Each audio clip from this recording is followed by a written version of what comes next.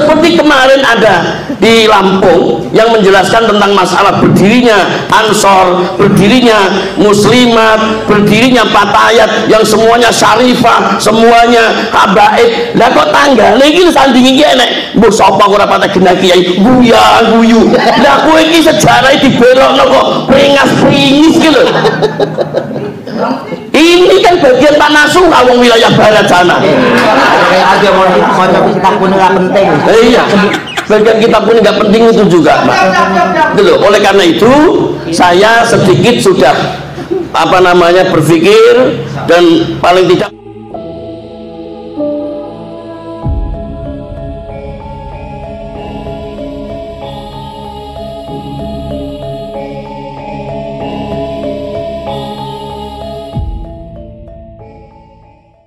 Dewan Suronya lah, NU Dewan Suronya, mustasarnya harus ada itu. Setiap keluarga kan kudono mbae, kudono habibe. Jadi kata Habib itu janjane panggilan seorang cucu kepada kakeknya Habib, itu maksudnya mbah ngono kuwi. Nah, terus Habib Kuitang dulu di Jakarta, karo putu-putune diculuk Habib, gitu ya. Terus tonggo-tonggone do melu nyeluk Habib. Akhirnya saiki anggere ana wong Arab diceluk Habib. Nah, ngono kuwi Indonesia iki nek arep salah kaprah iki pinter tenan gitu. Padahal saiki sing mimpin 212 dan 411 sapa? Habib Rizik, padahal dia bukan Habib, dia itu Syarif Rizik. Loh, kowe ora ngerti meneh to kuwi. Syarif itu turunane Sayyidina Husain. Nek turunannya Sayyidina Hasan bin Ali itu Sayyid. Jadi dulu kalau di Mojoagung ada Sayyid Sulaiman berarti dari Hasan, tapi kalau Syarif dari Husain. Tidak berarti terus Syiah, gitu loh, tidak berarti terus Syiah. Tapi pokoknya nek iso ngono-ngono ki ya didoleki lah, kaya Gus karo Den karo Kiai barang ya didoleki. Nah saya kalau manggil Rizik itu Syarif gitu. Syarif, memang dia seorang Syarif. Kalau Habib itu tidak ada hubungannya sama Dzurriyyatur Rasul, tidak ada hubungannya sama darah keturunan Nabi Muhammad. Kalau yang Habib dari daerah Jazirah Arab itu adalah orang-orang dari Yaman dan negara-negara pinggiran yang datang ke Mekah atau Madinah untuk mencari Rasulullah karena mereka sangat kagum dan sangat mencintai Rasulullah. Maka mereka disebut Habib karena mereka adalah orang yang cinta kepada Rasulullah. Nah, itu Habib yang dari sana. Nek Habib yang di sini ini Kuitang kuwi mau. Tuh. Nah, saiki ki ana wong dodol handphone nang Goroto Manjung sithik kok kena ngene langsung diceluk Habib. Sok-sok iso ndonga, sok-sok ora iso. Nek dipaksakan saya metu mutolaah gitu. Mutolaah itu pelajaran bahasa Arab dasar kana rajulun yadribu kalban amin. Padahal maknanya ono bocah ngebuk amin yang gitu. Ya serah popo. Salah itu ndak apa-apa, yang tidak boleh itu dosa. Nek salah ya oke toh ning urung karuan dosa. Dan salah kaprah seperti itu mudah-mudahan tidak dianggap dosa oleh Allah Subhanahu wa taala. Dadi aku ki yo ora protes-protes, yo ora ning apa jenenge cara Jawane iki. Membenahi itu cara Jawane apa ya? Mernahke. Nek kowe gelem dipernahke alhamdulillah, ora gelem aku ya ora apa-apa kok, ora masalah kono. Salah-salah terus ya ora masalah, kuwi mu dhewe lek-lekanmu dhewe. Ya pokoknya nek aku ngono kuwi. Ya maka saya juga manggilnya tidak Habib tapi Syarif gitu. Dan Syarif itu wis hilang, makanya Sunan Gunung Jati itu Syarif Hidayatullah, itu berarti dia turunan Sayyidina Husain. Ane aku sopo rah tak kandani kapan-kapan ya. Bul dudu sopo-sopo ya. Oke, bismillah Pak. Sekarang saya mohon diperkenalkan beliau-beliau yang di depan.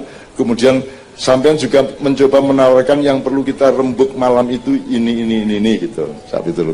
Baik, sebelum kami perkenalkan narasumber yang malam hari ini nanti mendampingi Cak Nun, sinau bareng bersama Cak Nun akan kami sampaikan narasumber pada malam hari ini yang mendampingi beliau. Yang pertama kami perkenalkan Bapak Dr. Andes Haji Budiharjo selaku Ketua PWI Provinsi Lampung beserta rombongan yang saya muliakan dan mudah-mudahan dimuliakan oleh Allah. Amin amin ya Allah. Segenap para hadirin yang tidak bisa saya sebutkan satu persatu yang saya muliakan. Nanti ya. Alhamdulillah, alhamdulillah atas izin dan ridhonya Allah, malam hari ini kita bisa duduk bersama, beristimewa, bermujalasah, ngobrol santai, keluarga besar Lampung Teman, Lampung Tengah bersama dengan keluarga besar PWI Provinsi Lampung. Setelah saya mendengar secara langsung dari Pak Kiai Suparman Abdul Karim selaku Ketua PWI Lampung, sedikit banyak sudah mendengar paparannya terkait dengan masalah polemik habaib yang ada di negara kita. Sudah hampir setengah tahun saya juga ikut mikir, karena saking seringnya kaum Alawi yang ketika di Lampung Tengah itu mampirnya di tempat saya, yang sehingganya mau tidak mau bukan cuma hanya hikmat sebagai tamu, saya sebagai keluarga besar yang ditamuni, tapi juga nyangoni. Kalau saya yang menyangoni dengan kemampuan saya, tapi ternyata beliau tidak melihat kemampuan saya, melihatnya karena saya pondok sekarang kan sudah mulai agak banyak tingkat-tingkatnya, itu dianggapnya banyak uang, sehingga kalau ke tempat saya pasti minta. Yang kedua, masih ada saksi di rumah saya namanya Baju Onto Kusumo, yang dulu bawa ke tempat saya. Pertama saya disuruh beli harga 5 juta. Saya ngomong Afwan ya, pantes hebat melihat. Saya lagi bangun tukang saja belum kebayar, ngapain saya beli baju Onto Kusumo. Pokoknya Pak Ki harus beli baju Onto Kusumo.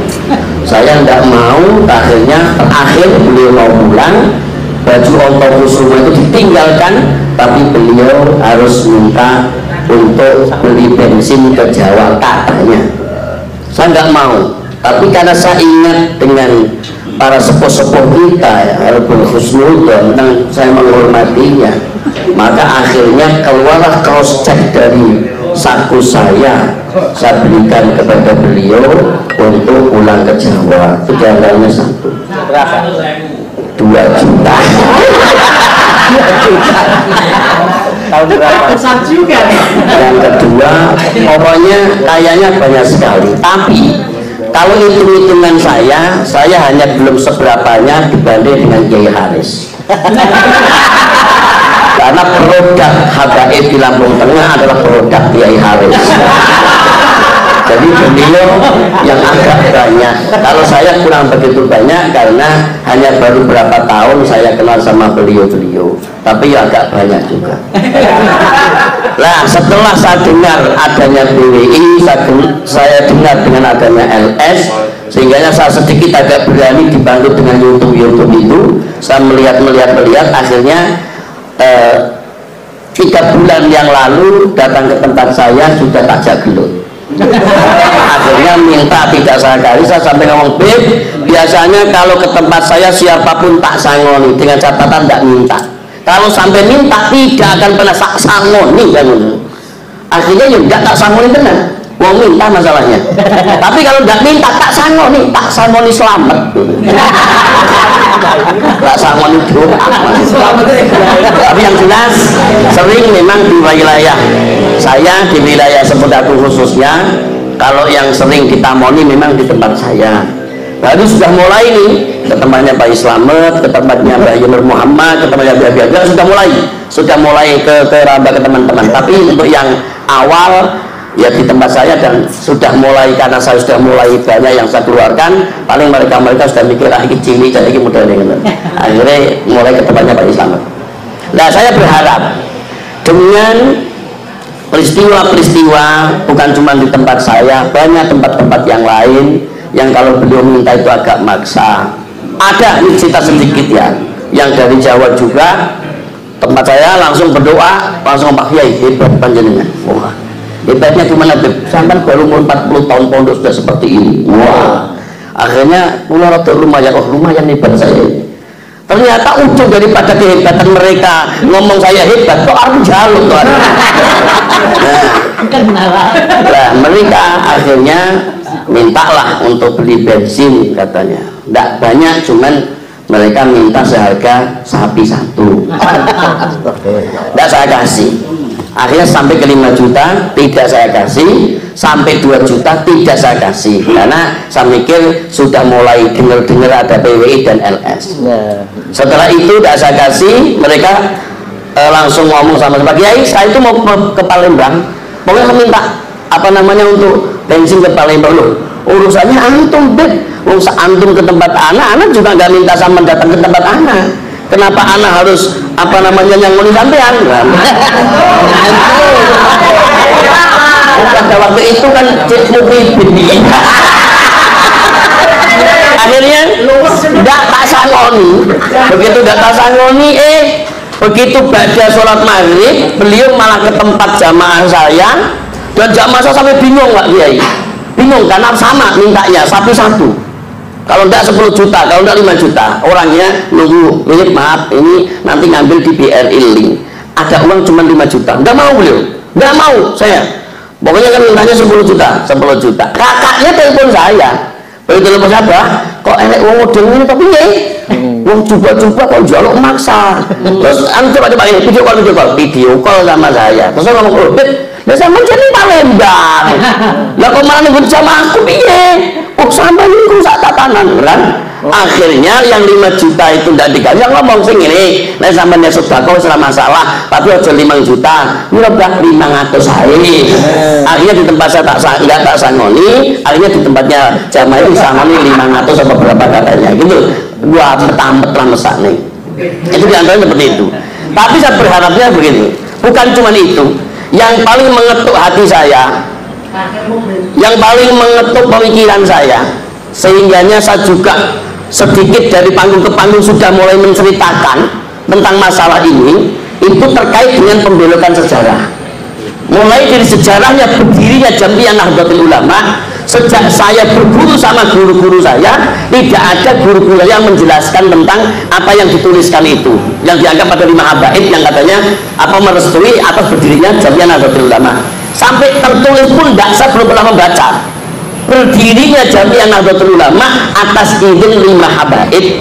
Tapi setahu saya yang mengizinkan Jam'iyah Nahdlatul Ulama berdiri tanggal 31 Januari tahun 2006 adalah Syekhuna Khalil bin Abdullah Bangkalan. Itu setahu saya. Untuk para habaib tidak ada dan tertulis, dan guru-guru saya juga tidak pernah menjelaskan kepada saya. Satu. Yang kedua, saya sedikit sudah mulai umum juga terkait dengan video-video yang viral kembali, mereka yang selalu mencaci maki kiai-kiai NU sebenarnya, seperti junjungan kita Panjenengan Dalam Gus Abdul Rahman Wahid, yang mereka katakan bahwa Mbah Gus Dur itu bukan cuma buta mata tapi buta hati. Itu saya juga terketuk hatinya.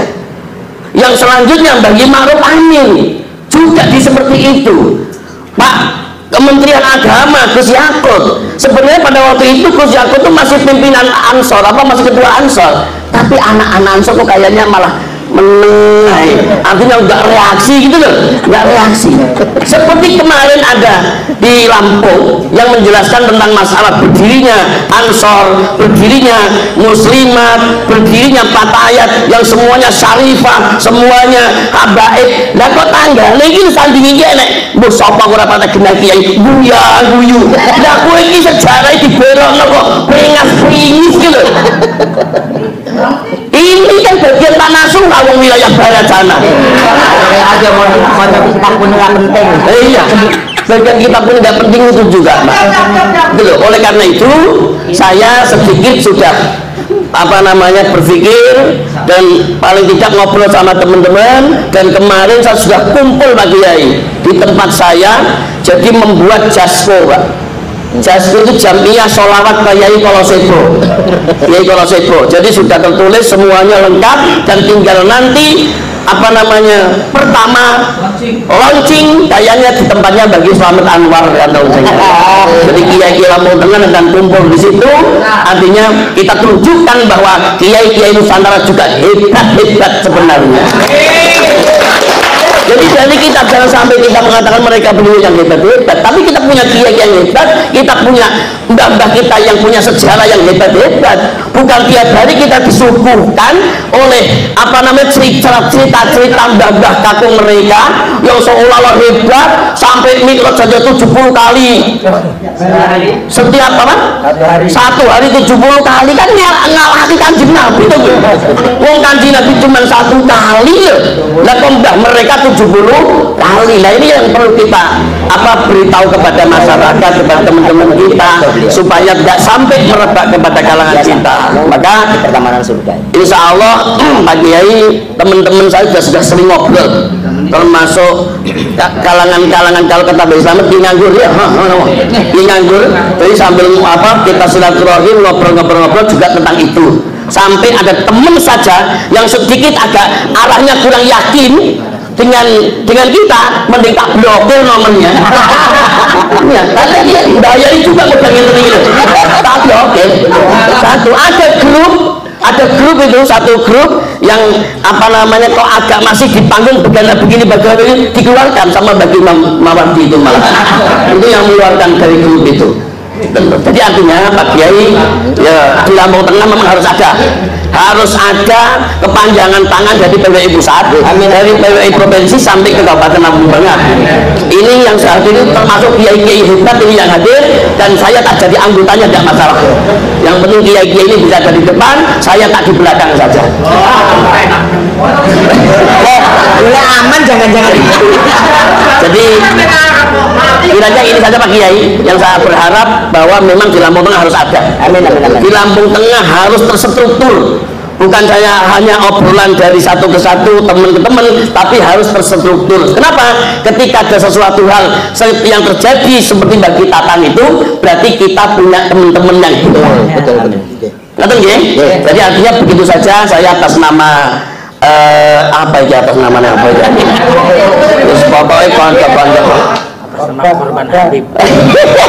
atas nama konco-konco obrolan sama bagi Wagimin, karena di di grup KPNO itu memang ada yang sedikit masih husnudon, ada yang agak husnudon, ada yang enggak sama sekali, sehingganya dan saya yang dianggap beliau sing rada akhirnya ayo ngobrol ya siap deh. Padahal hari ini saya harus ngaji rutinan zikir abadi sama jamaah, tapi saya tinggal demi kelangsungan sejarah yang sebenarnya di negara yang kita cintai ini, baik sejarah Jamiah Nahdlatul Ulama atau sejarah kemerdekaan Republik Indonesia. Merdeka. Assalamualaikum warahmatullahi wabarakatuh.